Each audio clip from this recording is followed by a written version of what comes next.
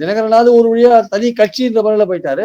இவங்களும் தனி கட்சி இந்த முறையில போனா கூட எடப்பாடியோடைய ரொம்ப கடும் எதிர்ப்புக்கு உள்ளானவங்க 2 பேருமே, ஓபிஎஸ், சசிகலா 2 பேருமே ஒரு கடுமையான அதிமுகக்குள்ளேயே சேர்க்க மாட்டோம் அப்படின்னு ஒரு விஷயத்துல ரொம்ப தெளிவா எடப்பாடி இருக்கார்.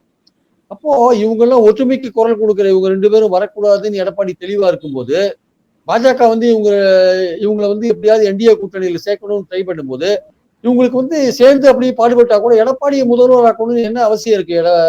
சசிகலாவுக்கும் ஓபிஎஸ்க்கும் என்ன நெசசிட்டி இருக்கு? ஒற்றுமையை விரும்பாத இபிஎஸ்க்கு ஒத்துழைக்கணும்னு என்ன நெசசிட்டி இருக்கு சார்? அதிமுக பலமாகணும்னு நினைக்கிற சசிகலாவையும் ஓபிஎஸ்ஸையும் ஒதுக்கி தள்ளுற இபிஎஸ் முதலமைச்சர் ஆக்கணும்ன்ற அவசியம் என்ன இருக்கு சசிகலாவுக்கும் ஓபிஎஸ்க்கும்? அது யோசிக்க மாட்டாங்களா? இவர் எதுக்கு இவர் அதிமுக ஒற்றுமையை விரும்ப மாட்டேன்றாரு, நம்மள உள்ளேயும் சேர்க்க மாட்டேன்றாரு. ஆனா பாஜக வந்து நம்மளை ப்ரெஷர் பண்ணி நம்மளை வந்து அந்த கூட்டணிகளை சேர்த்து எடப்பாடியை முதல்வர் ஆக்கிறதுக்கு நம்ம ஒர்க் பண்ணணுமா? அப்போ இந்த மாதிரியான ஒரு நிலைப்பாடு அவங்கள பத்தின ஒரு மதிப்பீடே ரொம்ப குறைக்கும்ல.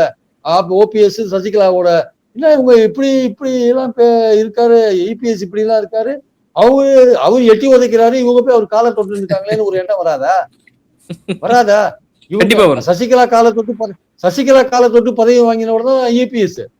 இன்னைக்கு நிலைமை வேற மாதிரி போயிடாதா? அதனால அவங்க யோசிக்க மாட்டாங்களா?